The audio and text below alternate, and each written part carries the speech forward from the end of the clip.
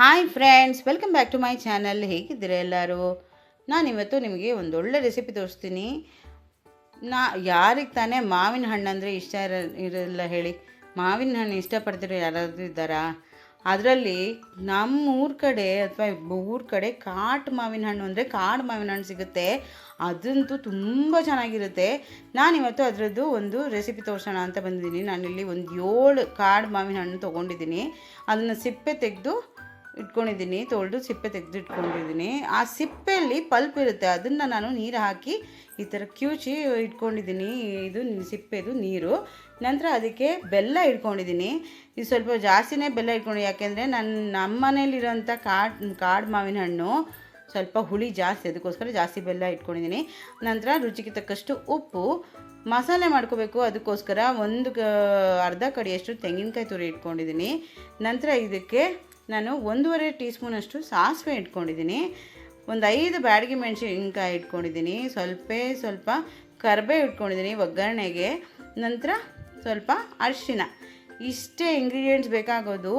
ಕಾಡು ಮಾವಿನ ಹಣ್ಣು ಮಾತ್ರ ಅಲ್ಲ, ಬೇರೆ ಮಾವಿನ ಹಣ್ಣು ಮಾಡ್ಬೋದು. ಮಾಡೋದು ಹೆಂಗೆ ಅಂತ ತೋರಿಸ್ತೀನಿ ಫಸ್ಟು, ಬನ್ನಿ.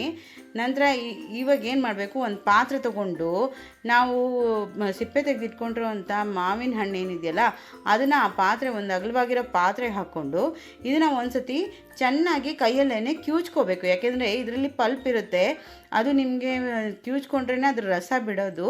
ನಿಮಗೆ ಆಮೇಲೆ ಚೆನ್ನಾಗಿ ಕುದಿಸೋಕ್ಕೂ ನಿಮಗೆ ಸುಲಭ ಆಗುತ್ತೆ. ಈ ಥರ ಕಿವುಚ್ಕೊಂಡು ಅದರ ರಸನೆಲ್ಲ ತೊಗೊಂಡು ಗೆರಟೆಲ್ಲ ಅದರಲ್ಲೇ ಹಾಕ್ಕೊಂಡಿರಿ, ಗೆರಟೆ ತಿನ್ನೋಕ್ಕೂ ಚೆನ್ನಾಗಿರುತ್ತೆ.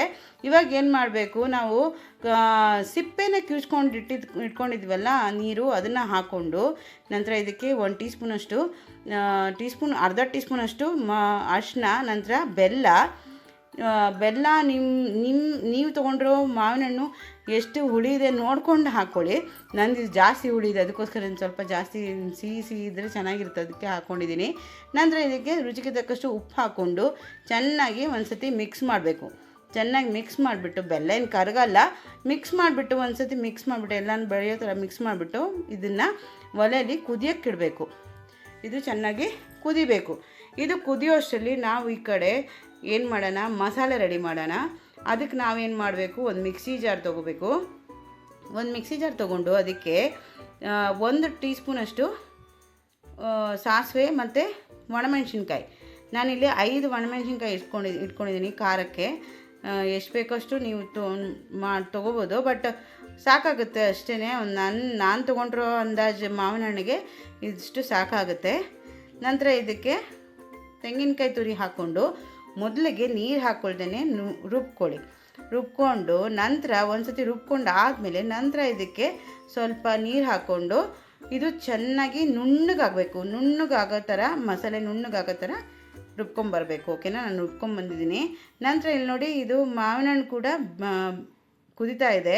ಇವಾಗ ಏನು ಮಾಡಬೇಕು, ಚೆನ್ನಾಗಿ ತಿರುಗ್ಕೊಂಡು ಒಂದು ಸತಿ ಮಿಕ್ಸ್ ಮಾಡಿಕೊಂಡು ಸ್ಟವ್ ಫ್ಲೇಮ್ನ ಚಿಕ್ಕದು ಮಾಡಿಕೊಂಡು ಇದಕ್ಕೆ ನಾವು ರುಬ್ಬಿರೋವಂಥ ಮಸಾಲೆ ಏನಿದೆಯಲ್ಲ ಅದನ್ನು ಹಾಕ್ಕೊಳ್ಬೇಕು. ಮಸಾಲೆ ವೇಸ್ಟ್ ಮಾಡಿಬಿಡಿ.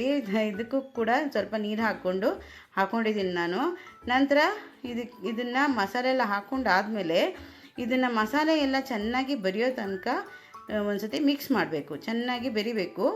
ಇದು ನಾವು ಹಸಿ ಮಸಾಲೆನೇ ಹಾಕ್ಕೊಂಡಿರೋದಲ್ವಾ, ಬಿಸಿ ಮಾಡಿಲ್ಲ, ಅದಕ್ಕೋಸ್ಕರ ಇದು ಚೆನ್ನಾಗಿ ಮಿಕ್ಸ್ ಮಾಡಿಬಿಟ್ಟು ಇದು ಚೆನ್ನಾಗಿ ಕುದಿಬೇಕು. ತುಂಬ ಚೆನ್ನಾಗಿರುತ್ತೆ ಫ್ರೆಂಡ್ಸ್. ಇದು ಚೆನ್ನಾಗಿ ಕುದಿಬೇಕು, ಒಂದು 4 ರಿಂದ 5 ಇದು ಮರೋ ಥರ ಕುದಿಬೇಕು. ಕಾಡು ಮಾವಿನ ಹಣ್ಣಲ್ಲೇ ಮಾಡಬೇಕು ಅಂತೇನಿಲ್ಲ, ಯಾವುದೇ ಆಗಲಿ ಹುಳಿ ಮಾವಿನ ಹಣ್ಣಿದ್ದರೆ ಅದರಲ್ಲಿ ಮಾಡ್ಬೋದು. ಇವಾಗ ರಸಪುರಿ ಹುಳಿ ಮಾವಿನ ಹಣ್ಣಿದ್ದರೆ ಅದರಲ್ಲಿ ಮಾಡ್ಬೋದು, ಅಥವಾ ಸಕ್ಕರೆ ಗುತ್ತಿ ಅಂತ ಬರುತ್ತೆ ಹುಳಿ ಮಾವಿನ ಹಣ್ಣು, ಅದರಲ್ಲಿ ಮಾಡ್ಬೋದು. ಕಾಡು ಮಾವಿನ ಹಣ್ಣು ಸಿಕ್ಕಿದ್ರೆ ನಿಮ್ಗೆ ತುಂಬ ಒಳ್ಳೆಯದು, ಚೆನ್ನಾಗಿರುತ್ತೆ. ಕಾಡು ಮಾವಿನ ಹಣ್ಣು ತುಂಬ ವಿಧ ಇದೆ. ಕೆಲವುದು ಹುಳಿ ಇರುತ್ತೆ, ಕೆಲವುದು ಸಿಹಿ ಇರುತ್ತೆ. ಸಿಹಿ ಹುಳಿ ನೋಡಿಕೊಂಡು ನೀವು ಬೆಲ್ಲದ ಕನ್ಸಿಸ್ಟೆನ್ಸಿನ ಅಡ್ಜಸ್ಟ್ ಮಾಡ್ಕೊಳ್ಳಿ. ಓಕೆ? ಇದಕ್ಕೆ ಸಿಂಪಲಾಗಿ ಒಗ್ಗರಣೆ ಹಾಕ್ಕೊಂಡಿರ್ತು, ಎಣ್ಣೆ, ಸಾಸಿವೆ, ಒಣಮೆಣ್ಸಿನ್ಕಾಯಿ ಮತ್ತು ಕರಿಬೇವು ಹಾಕ್ಕೊಂಡು ಒಗ್ಗರಣೆ ಹಾಕ್ಕೊಂಡ್ರೆ ತುಂಬ ಚೆನ್ನಾಗಿರೋಂಥ ಕಾಡು ಮಾವಿನ ಹಣ್ಣಿಂದು ಮಾವಿನ ಹಣ್ಣಿನ ಸಾಸಿವೆ ರೆಡಿ. ತುಂಬ ಚೆನ್ನಾಗಿರುತ್ತೆ ಫ್ರೆಂಡ್ಸ್. ನಾನು ಗ್ಯಾರಂಟಿ ಕೊಡ್ತೀನಿ, ನೀವು ಇದನ್ನು ಮಾಡಿಬಿಟ್ಟು ಕೊಟ್ಟರೆ ತುಂಬ ಇಷ್ಟಪಡ್ತಾರೆ ನಿಮ್ಮ ಮನೆಯಲ್ಲೆಲ್ಲ. ನಮ್ಮ ಮನೇಲಂತೂ ಎಲ್ಲರಿಗೂ ಇಷ್ಟ. ಇದು ಏನಂದರೆ ಎಲ್ಲದಕ್ಕೂ ಆಗುತ್ತೆ ಈ ರೆಸಿಪಿ.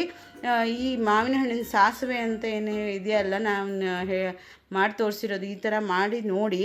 ಇದು ಅನ್ನಕ್ಕೂ ಆಗುತ್ತೆ, ಚಪಾತಿಗೂ ಆಗುತ್ತೆ, ಪೂರಿಗಾಗುತ್ತೆ, ದೋಸೆಗಾಗುತ್ತೆ, ನೀರು ದೋಸೆಗಾಗುತ್ತೆ, ಎಲ್ಲದಕ್ಕೂ ಒಳ್ಳೆ ಕಾಂಬಿನೇಷನ್ ಅಂತಲೇ ಹೇಳಬೇಕು.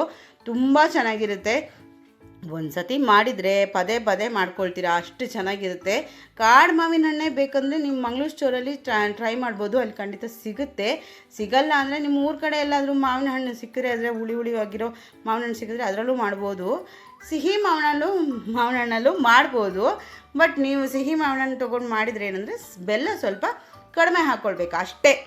ಇನ್ನೇನು ಮಾಡಬಾರ್ದು ಅಂತಿಲ್ಲ, ಕಾಡು ಮಾವಿನ ಹಣ್ಣೇ ಬೇಕು ಅಂತೇನಿಲ್ಲ. ಓಕೆ, ಖಂಡಿತ ಟ್ರೈ ಮಾಡಿಬಿಟ್ಟು ನನಗೆ ಹೇಗಿತ್ತಂತ ಕಮೆಂಟ್ ಬಾಕ್ಸಲ್ಲಿ ತಿಳಿಸಿ, ಓಕೆನಾ? ಮತ್ತೆ ಇನ್ನೊಂದು ಹೊಸ ರೆಸಿಪಿ ಜೊತೆ ಮತ್ತೆ ಸಿಗ್ತೀನಿ. Until then take care, bye, see you, thank you.